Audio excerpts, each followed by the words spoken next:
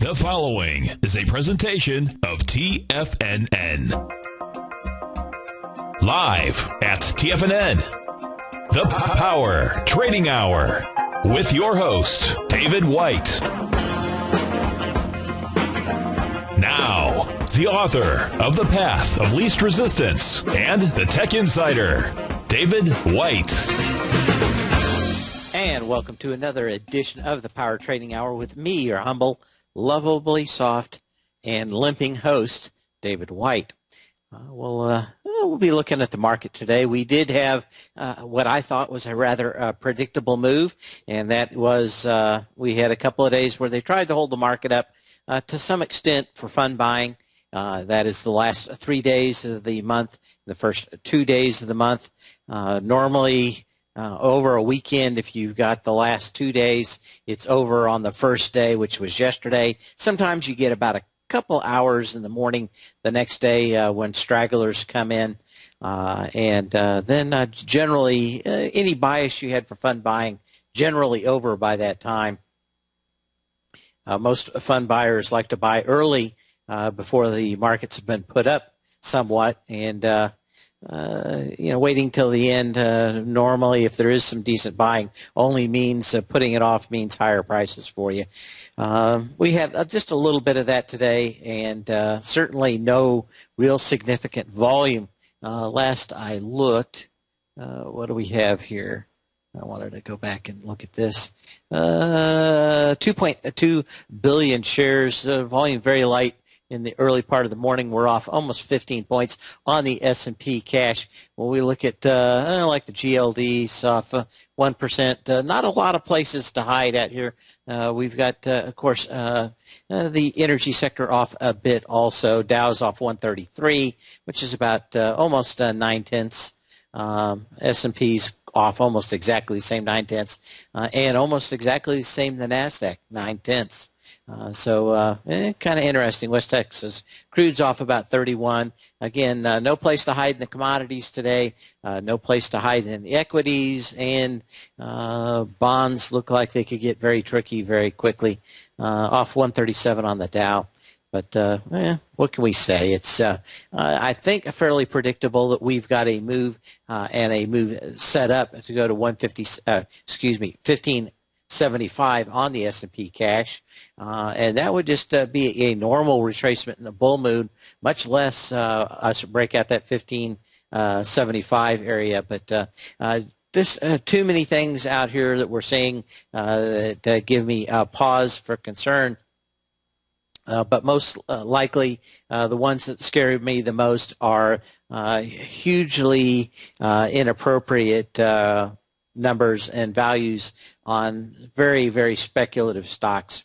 We've seen a few of these blow up already, but normally when you have stocks that would take 10 years to grow into the current price point, you can consider that those are at least in a bubble.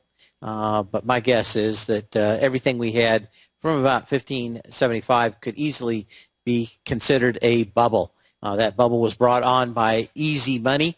And, probably since the beginning of the year, we could have what were considered subprime loans, or even earlier than that in the car business, in automotive sales, which has helped them.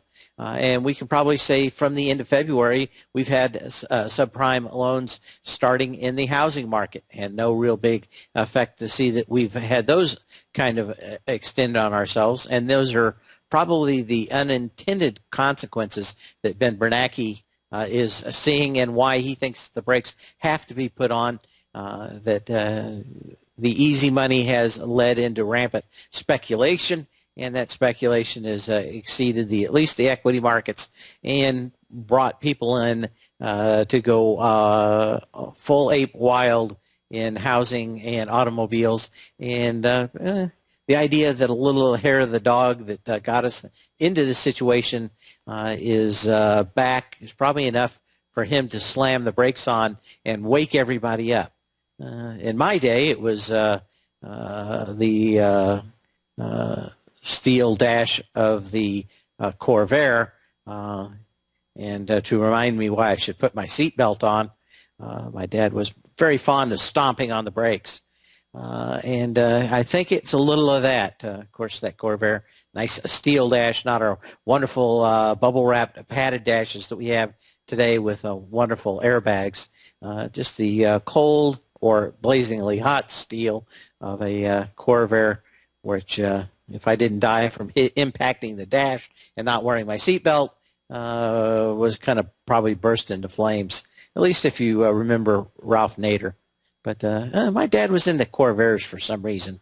Not exactly sure. Kind of a weird man's Volkswagen.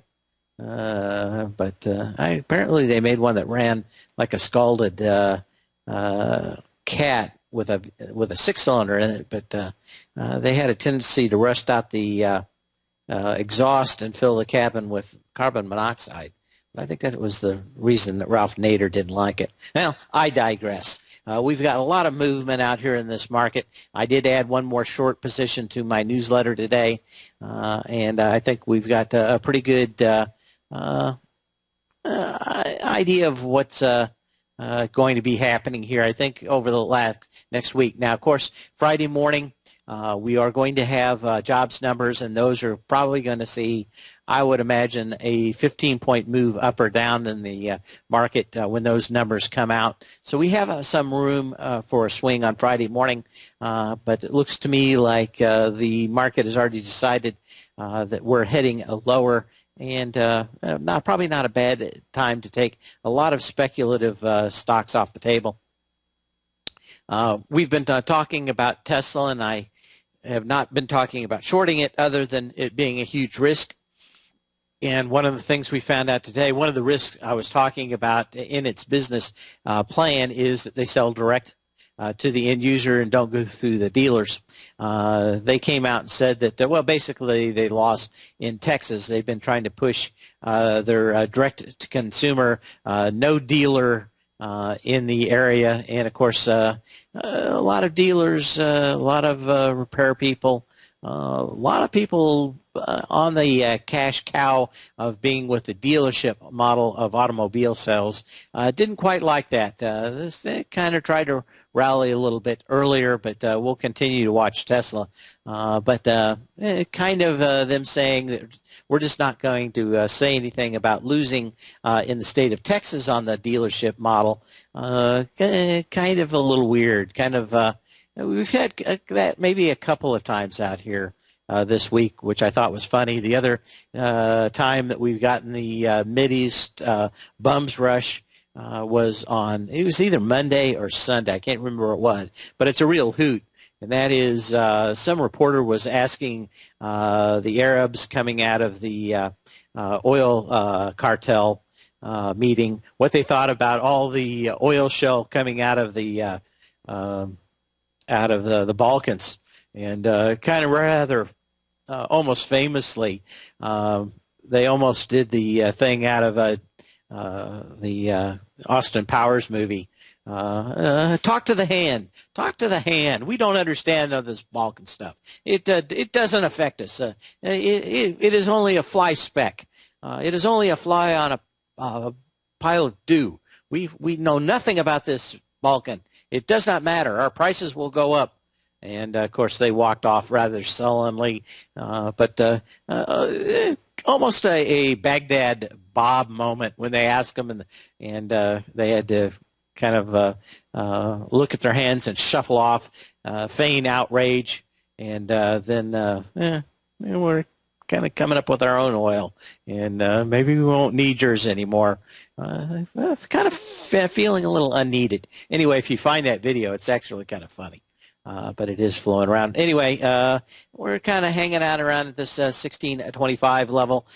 We've got just a couple points lower, and I suspect we're going to continue to sell. And I think probably until we get under 1600, probably not going to see a lot of advance in the volume, probably a low volume pullback. Once we hit that 1600 level on the S&P, I suspect we're probably going to start seeing more people decide that a top is in, and maybe we're going to see some kind of capitulation that on light volume could be bought, or a capitulation that says that we put in a high and we could get back to I think over long term, the market is about the correct pricing would be about 13.75 to 14.25 on the S&P cash. Again, if you've listened to the show over the last couple of months, we documented how only about 37% of the S&P stocks made their numbers on revenues. And that's always a huge sign of a market that is getting ready to turn. And he had almost a self-fulfilling prophecy with everybody buying day after day after day, saying it could only go higher. And, of course, probably most famously was the hottest hand on Wall Street over the last few years, saying that shorts would have to get a shovel to bury themselves. That was called out at about 1660 on the S&P cash. Maybe the guy's still right, maybe he's wrong, but almost always you get somebody that screams 1,000 for Amazon in 2000, and maybe 12, 13 years later it actually hits that. But rarely are they right in the moment.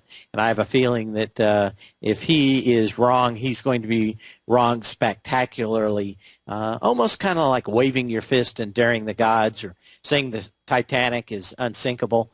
If there's not a God that has a sense of humor, it's almost one that knows that you are being somewhat hubris in the face of the gods. Anyway, what else do we have going on in this market? Of course, we've got the VIX finally coming up. We had a few weeks ago a gentleman calling in about the VIX, and I said probably the best and almost a generational trade would be buying that VIX and just ignoring everything what's happened and just hang on to it for a while. So we've got a fairly nice move up here, up 4% today. I suspect we're going to see this VIX run right back up to the 23 mark over the next week and a half or so. And we could see the VIX in the 30s, I think, with no problem at all, 30, 35 when this thing gets rolling to the downside. Apple, of course, still 10% of the NASDAQ, off about almost $3, a little less than that. Not a lot happening in it. This is pretty much stabilized with them starting to put together a deal for those who want to be long-term investors and just get the dividends. Probably more important right now as far as the NASDAQ goes is Google. Of course, almost to the day that someone calls up and says that the level on Google is 1,020, it famously starts turning around and going back down the other side. Let's take a quick look at the chart on Google. But maybe today could be called waving your fist at the gods. It's one of those things where, as a trader, you better have some hubris or you're going to get spanked.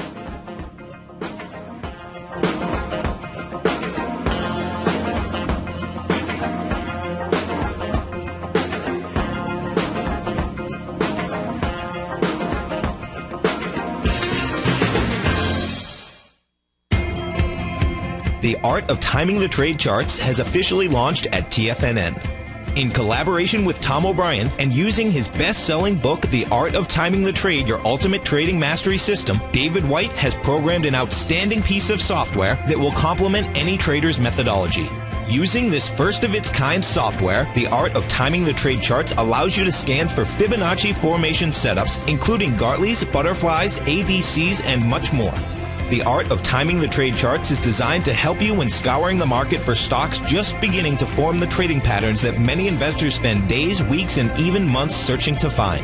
As part of our introductory pricing, we're offering licenses available at only $59 per month. We're so confident that you'll love this new outstanding piece of charting software that we'll even give you a 30-day unconditional money-back guarantee. Don't miss out on this incredible new piece of software. Lock in your low price today by ordering your copy at TFNN.com.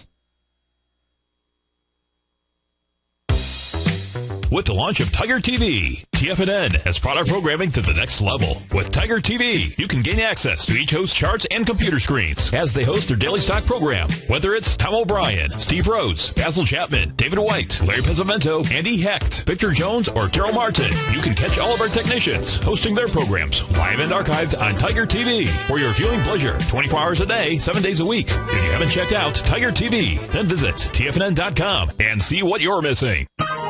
You take a hands-on approach to managing your investments, and whether you're bullish or bearish on U.S. Treasuries, the ETFs from Direction Shares are there to help you magnify your perspective. Bull ETFs for a rising market and bear ETFs for a falling market. Direction Shares gives you the tools for both sides of the trade. Discover how we can help at DirectionShares.com today. An investor should consider the investment objectives, risks, charges, and expenses of the Direction Shares carefully before investing. The prospectus and summary prospectus contain this and other information about Direction Shares. To obtain a prospectus or summary prospectus, please contact Direction Shares at 800-851-0511. The prospectus or summary prospectus should be read carefully before investing. An investment in the funds is subject to risk, including the possible loss of principal. The funds are designed to be utilized only by sophisticated investors such as traders and active investors employing dynamic strategies. Investors in the fund should understand the consequences of seeking daily investment results, understand the risk of shorting, and intend to actively monitor and manage their investments. Distributor Foreside Fund Services, LLC. Many of our new listeners have heard about the Tiger's Den, but wondered, what exactly is it? The Tiger's Den is a lively community where professional traders and investors can meet, exchange ideas and information in a comfortable, moderated atmosphere. Hear all of your favorite TFNN shows, plus see all the charts as they happen, live during those shows, and have access to all those charts. You can test drive the Tiger's Den, absolutely free, for 30 days. It will greatly enrich your knowledge of these markets. Details on the Tiger's Den are on the front page of TFNN.com. McEwen Mining is a high-growth, mid-tier producer in the Americas with a market capitalization of $1 billion. Experienced mining executive Rob McEwen, as chairman, CEO, and president, owns 25% of the outstanding shares of McEwen Mining and has put in place an ambitious business plan with the goal of qualifying for inclusion in the S&P 500 by 2015. With $70 million in cash and liquid assets as of the end of 2012 and completely debt-free, McEwen Mining is poised for growth. Production in 2013 is forecasted to grow at 24%, reaching 130,000 gold equivalent ounces, and over the next 3 years, McEwen Mining projects that their production will increase to 290,000 gold equivalent ounces, almost a threefold increase from last year's totals. If you'd like to find out more about McEwen Mining, click on their banner on the front page of TFNN.com or check them out on the NYSE or TSX under the symbol MUX. Dave takes your phone calls now. Toll free at 1-877-927-6648. Internationally at 727-445-1044.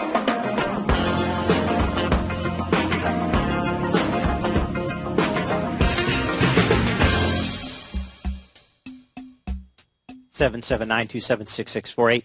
That's 877-927-6648. If you're in the den, you can always post a question to me there.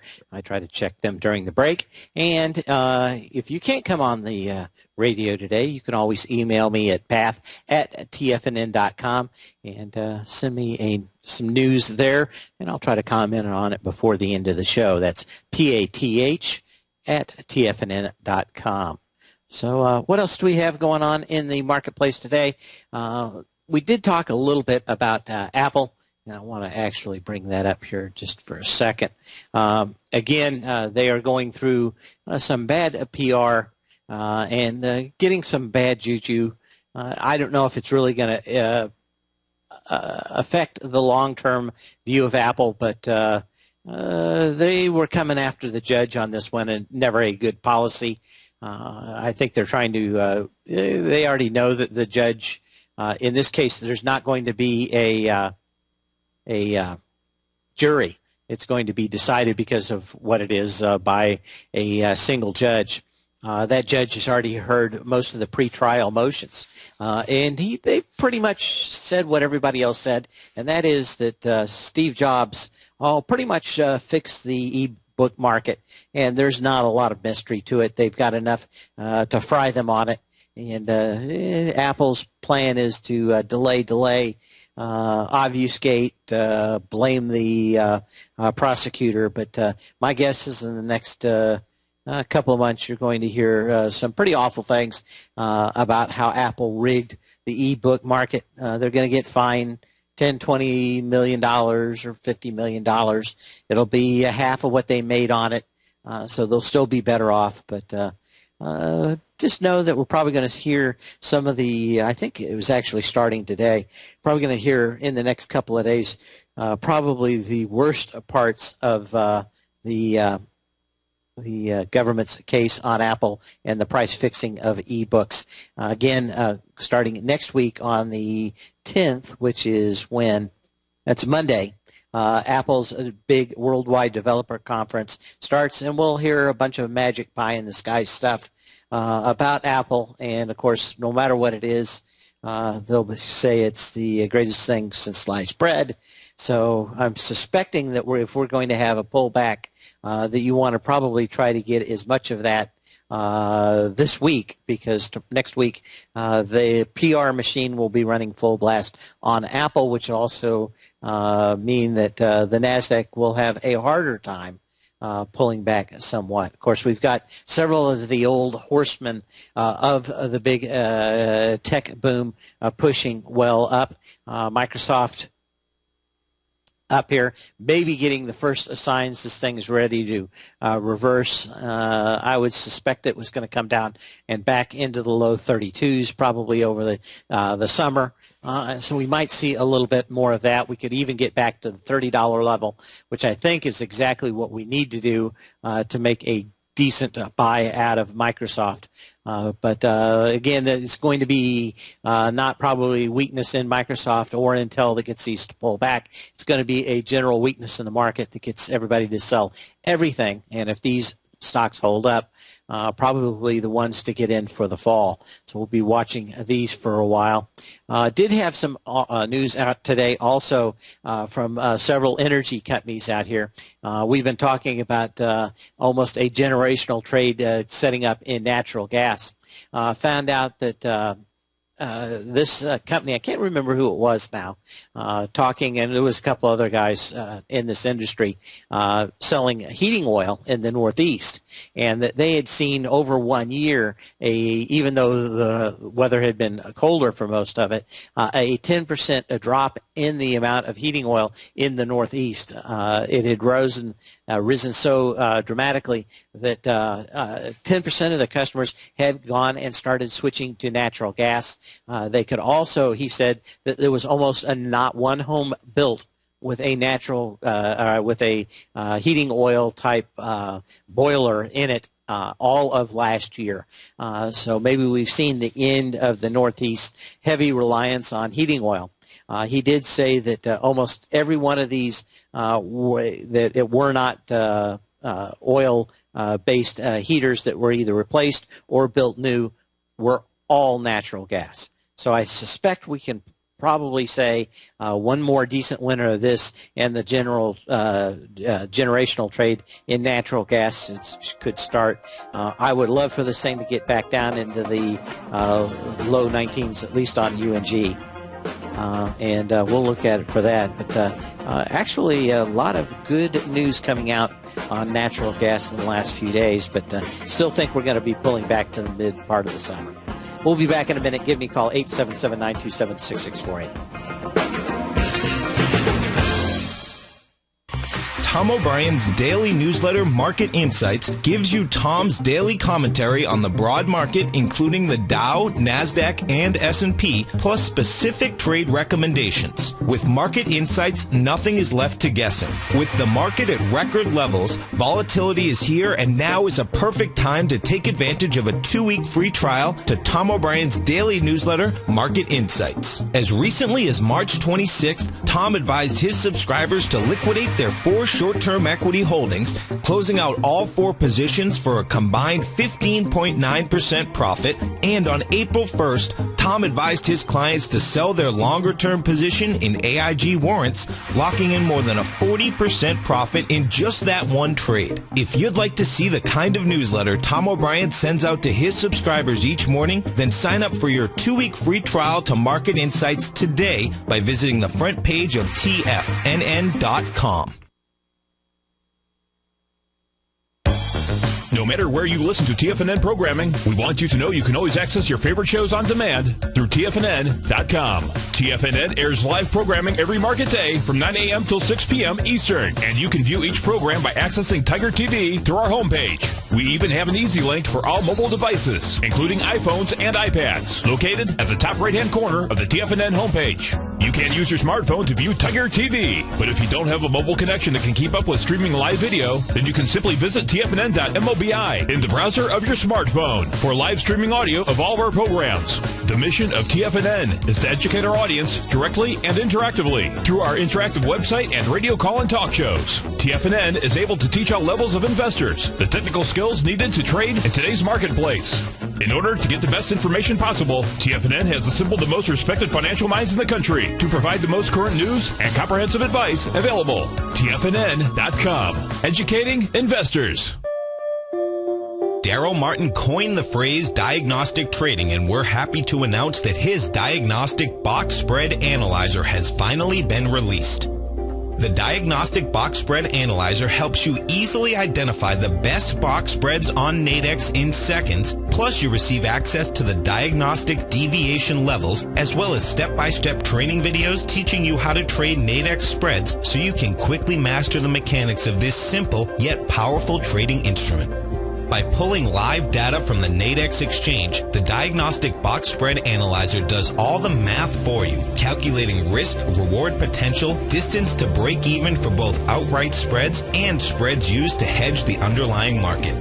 Visit the front page of TFNN.com today to get your 2-week free trial to Daryl Martin's Diagnostic Box Spread Analyzer and gain access to the valuable information it can provide when trading the Nadex box spreads. Has the current market volatility continued to stop you out of trades when the market spikes against you? Now is the perfect time to open up an account with Nadex. Nadex, the North American Derivatives Exchange, is a brand new, completely regulated Chicago-based exchange, and unlike most other exchanges, Nadex allows you to trade directly through them with direct market access when using their completely free trading platform, which also features real-time charts and full customization capability. One of the advantages of trading with Nadex in volatile markets is that your risk is always capped and you have the ability of keeping your trades open even when the market spikes against you. Nadex is completely brand new with a line of unique trading products that are unavailable anywhere else. See how it works at nadex.com. That's Nadex.com. Or click on the Nadex banner on the front page of TFNN.com. Futures and options trading involves risk and may not be appropriate for all investors. This segment is brought to you by Harmony Gold. For more information, just click the Harmony Gold banner on the front page of TFNN.com.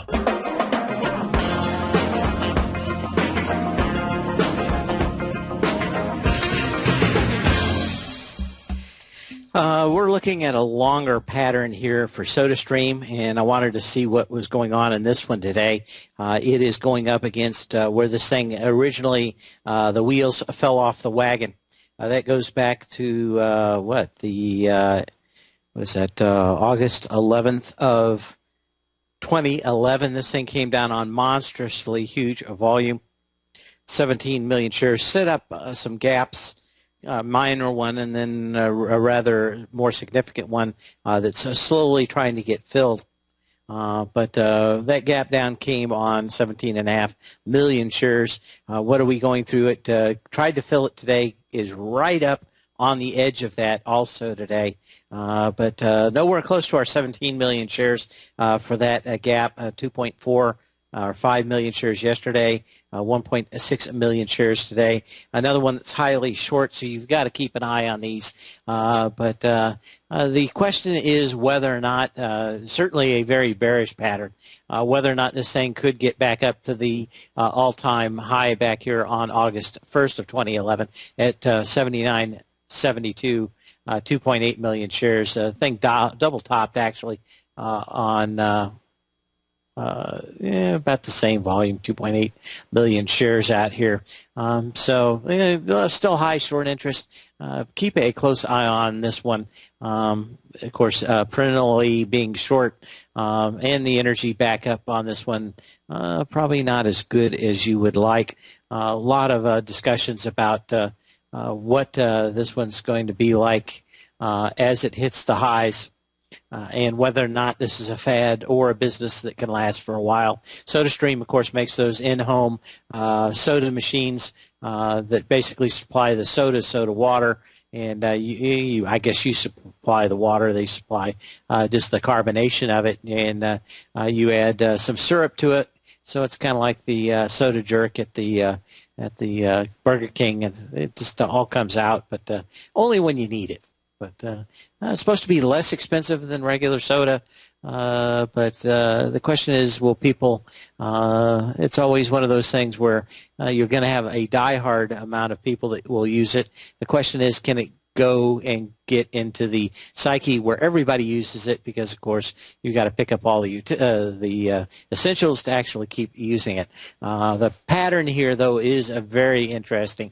The volume has been fairly light in this last big move up over the last couple of weeks. In fact, let's go back here just a little bit more. Yeah, let's go back. I think kind of like that one. Hang on just a second. We've had this little ABC setting up, and fairly nice. There was a little gap down. This thing made its A on May 8th at 49.70. Its B point on May 15th at 66.69. And the C point back at $59 even on May 23rd. Let's take a look at that little expansion out here. Do I have it? So it would be, what, 49.70. There it is. I love it when my tools automatically do everything for me. This one would say 75.99 would be the 1-to-1. We got up to 72.38, so there could still be a little English on this. Of course, what we were looking at was the last major high on May 15th with 3.6 million shares. Yesterday we had 2.5 million shares, 1.6 million shares. So this may be all we get on this one. But again, it's pretty short, so I'd like if anyone was trying to get ready to pull the trigger on this, you certainly want to wait for some kind of spike and see that there's absolutely no volume in it and all the shorts are out of this, and then start shorting this thing. But rather interesting long-term pattern out here that looks like this thing could fly apart. A 1-to-1 at 75, basically $76. So you might want to keep an eye on that. But you're going to test that high at 79. Could it get up there, especially as short as it is? Yeah, and then that's the rollover. I'm seeing a lot of these super highly short stocks like Tesla, like SodaStream, have a little bit better days today, and that is because there are big operators in these things still pushing them. Oh, what did I want to get to? Another one I wanted to watch was Buffalo Wild Wings, BWLD, and see how this one was doing. We got it back out here. Still going sideways. This is kind of interesting. This got right back up to the previous high on lighter volume. Did spike over. It's been closing lower than that April 26th high at $96.15. 720,000 shares. Tried to get into it with 400,000 shares on May 22nd. And that's been moving. And, of course, if you're new to the show, all of my volumes are the highest volume within 0.5% of the absolute high. So I'm kind of conservative in that I'm looking for the most volume, not at the absolute or the absolute day that peak was, but I'll take the highest volume within 0.5% and use the peak. So it's a little bit more, how can I say that, conservative. At least that's the way I like to pick my stocks. Let's see what else we have. Okay. Let me check what's in play out here today. Of course, on the COMEX, and we'll get to the current gold prices. August gold fell $14.70 to $13.97.40 an ounce. July silver fell 31 cents to 22.42 cents an ounce. July copper did rise 4 cents to $3.37 an ounce. So we continue to see a little bit of action out here on some of these. Gold's still 1397. Dyslexia Cure 4 found. But what do we have? Platinum's off $5. We've had a little bounce off the lows so far, but again, we're getting closer to the last 30 minutes of the day where everything is brought upon. But to me, we've got enough volume and not much of a bounce out here in the market so far. That sets up a good opportunity for a lower close. Of course, that would take us into Thursday and then Friday, and probably I don't expect a lot out of tomorrow. Probably everybody waiting and teeing up for the Friday jobs numbers. What else do we have in this? What do we have going on here? I wanted to look at, Lululemon. LULU. Let's take a look at what's going on out here with Lululemon. They've actually come out with their yoga pants and tested the previous high out here. People were trying to come up with new slogans for their see-through yoga pants that caused all kinds of problems before. I thought, now you see it, now you don't. Would that be a good motto for Lululemon? Looking up old friends. There's a bunch of other ones that I thought might could be interesting. But this thing did hit the high, but certainly looks like it's retreated out here. Again, this may be one that would look very good actually it would. It's kind of set up as a double repo pattern. That is 10 to 15 days above either the 9-day simple moving average or 3x3 displacement moving average. A few days underneath it, a couple of days above it, which looks like you're going to get today, and then a close back below it. So a couple of days out here and a close back below it would be very interesting. Let's try a look at the 3x3, which is the classic way. Not bad out here. This would set up very well for a long-term top in Lululemon. You've got kind of a rejection of higher prices today. It did go above the May 21st high by a penny today.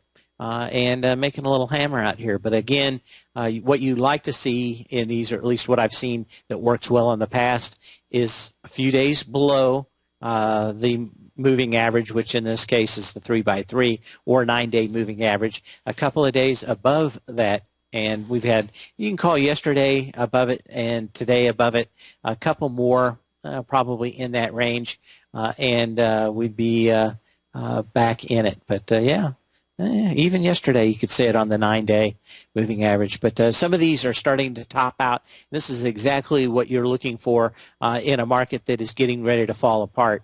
No guarantee that it will, but if you can find these patterns with tops that have tested or come close to testing their highs and rejection and basically a huge move up that hardly ever closed below the moving average, and then, of course, close below it, close above it.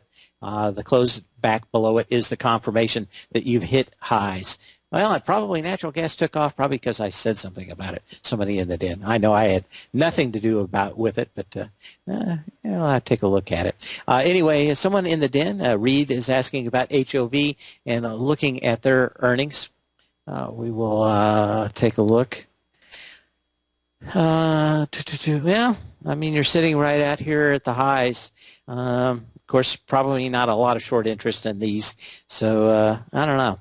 I would imagine that, what do you got, 643? Yeah, I don't know what you're thinking about doing. Placing position, getting out, or certainly not going short. But on HOV, I think you've got a move here that's building up some steam. But I just don't like the risk reward here where you're playing let me look at the options real quick.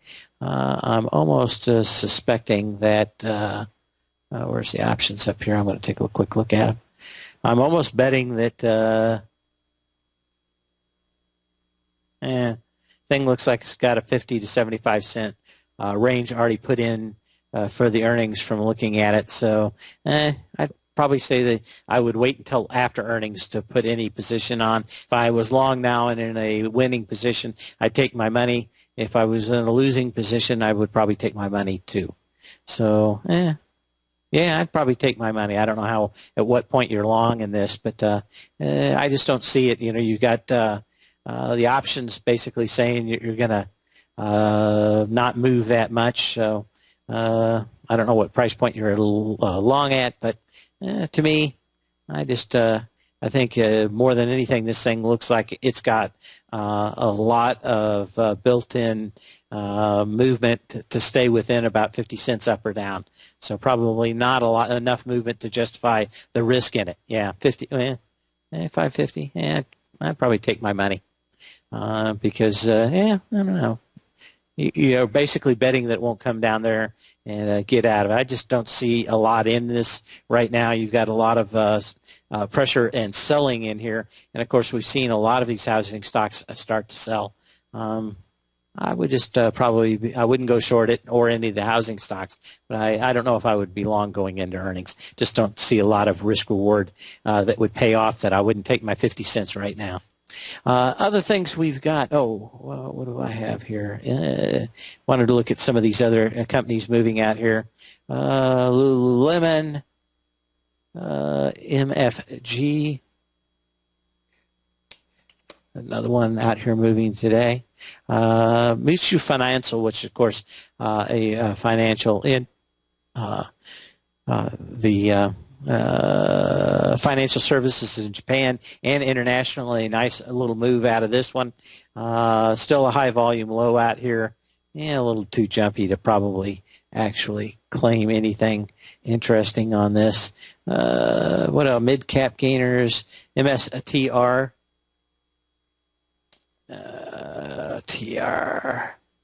MicroStrategy. This thing could be coming in and making a nice little low out here.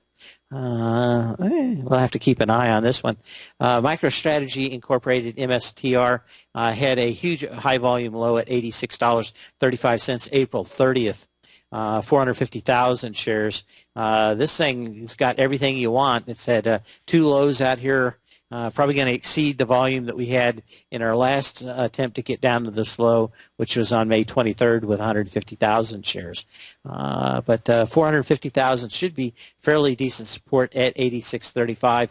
If this market should turn around, might keep an eye on this one because it actually looks fairly nice. This thing is basing out well on that. STM. Another one out here moving, and okay, ST Microelectronics, STM on this one. A lot of volume today for a doji, just hanging out here. Guess the thing that you would have to worry about is this thing up, closing back down a little bit. STM comments on order growth. Are good. It's up, 3.5% here today. Nice little gap up here, but not a lot of movement. Very narrow movement out here. Mid-cap HE is another one out here moving today. Let's take a look at that. This was interesting, too. This one's look like it's going to break through this gap it's had. We'll be talking about this when we come back. Give me a call, 877-927-6648. Still plenty of time to get in before the end of the show, or email me at path@tfnn.com.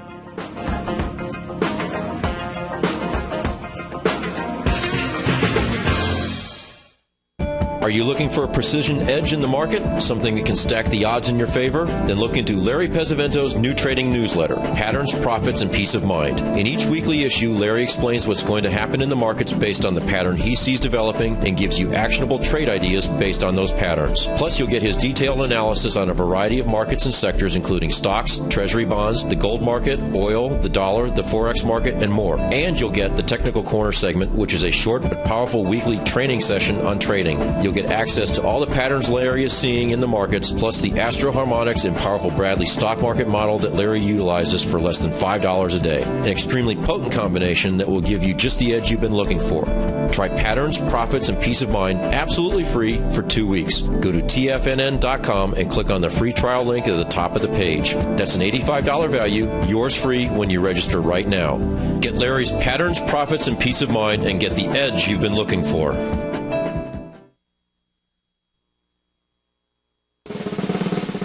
Tom O'Brien's weekly newsletter, The Gold Report, has helped subscribers for over 10 years navigate the high-risk world of exploring and producing gold companies. And now's a great time to sign up for a free month-long trial to see the kind of insight that Tom delivers for his subscribers on a weekly basis.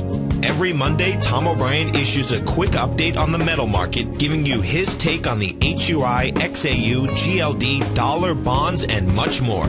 Tom follows Monday's update with a full gold report, which is delivered to subscribers Tuesday afternoon with detailed coverage of 24 separate gold or metal stocks, as well as another 10 to 15 stocks that he lets you know are on his potential watch list. Get your month-long free trial to the Gold Report today by visiting the front page of tfnn.com. Don't spend another year navigating the metal markets on your own. Act early in 2013 and make the most of your gold and metal market investments.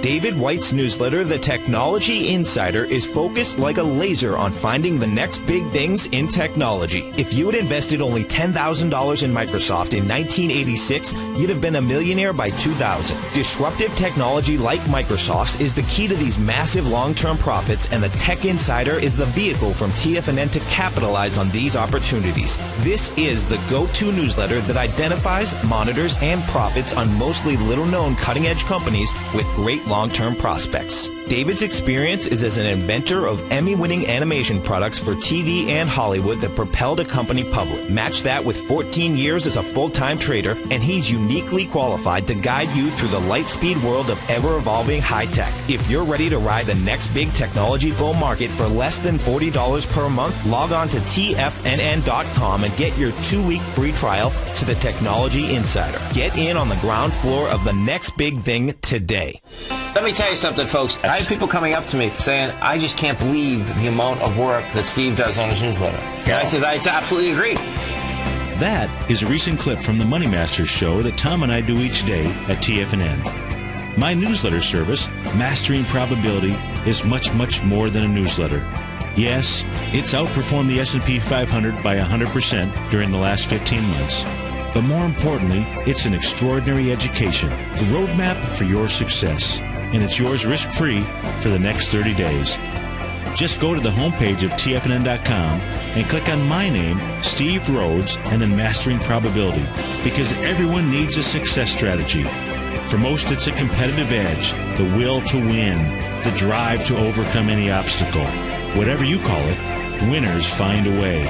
Find your way to Mastering Probability today, because your journey to extraordinary rewards is just one click away. Join Andy Hecht as he teaches you how to make money in commodities. The Commodities Hour, next on TFNN.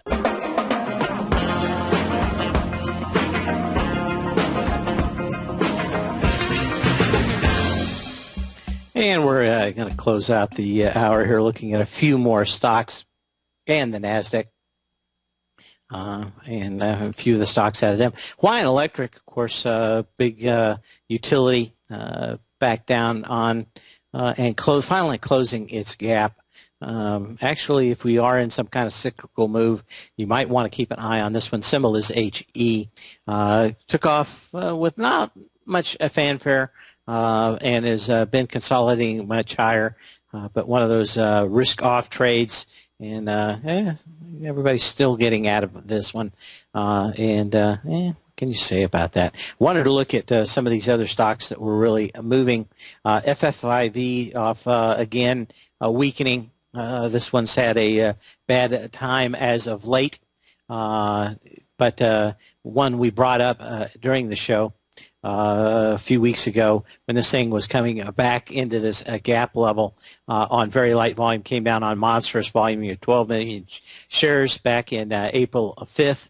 Almost 12.5 million shares, got back into that gap finally and kind of put as much in it as possible at 86.22 on the May 16th high, 2.7 million shares. So very light thing. Of course, pulling back, I suspect you have a good chance of getting back to the 71.65 level out here. Did kind of put in a nice little low out here for a single trade back up. We've got Jason from Hawaii. How you doing, Jason? Hey, hi, good afternoon. So looking at RKUS. Say that again? RKUS, Ruckus Wireless. Ruckus. RKUS. Raymond Kangaroo US. RKUS? Yeah. Looks like it's forming a base here with low volume. Okay. Steve, I want to take a position in it. Remember I called 2 weeks ago about the TVIX? Yeah. Yeah, so I'm thinking of taking the profit there and kind of move the money to this one. Well, it certainly looks better. Reckless Wireless engages in Wi-Fi solutions worldwide. Company offers smart cell gateway platform to support and manage its Wi-Fi access ports. This one is kind of like one of the stocks in this sector, but I like a little bit better, and that is Ubiquiti Networks. Let's see if I can find the symbol for that. UBNT. UBNT, another maker of these kinds of things. I almost like this one better in the setup. I understand what you're looking at in the other one also, but this one you might look and put in pairs with Ruckus Wireless too. These guys just make the access points, so you can probably get an idea of putting these two stocks together for that, at least that part of the sector. RKUS. You know, it's not a bad looking chart out here. In fact, both of those charts in the wireless sector are not looking all that bad out here. Man, I don't have any real problem other than the market pulling back here of you biting on this one. Very nice, extremely light volume, everything you look for. It may just need a little bit more time, so this thing may not take off right away. And you certainly have a good point here to put a stop, and that'd be just under that 1140 level. So good pickup out here. I think the market's pulling back, so I wouldn't be long this yet. But if you are not agreeing with that on me on that, think this thing's going to bounce, a good-looking stock. We'll see you tomorrow. Same bat channel, same bat time. Thanks for the call, Jason.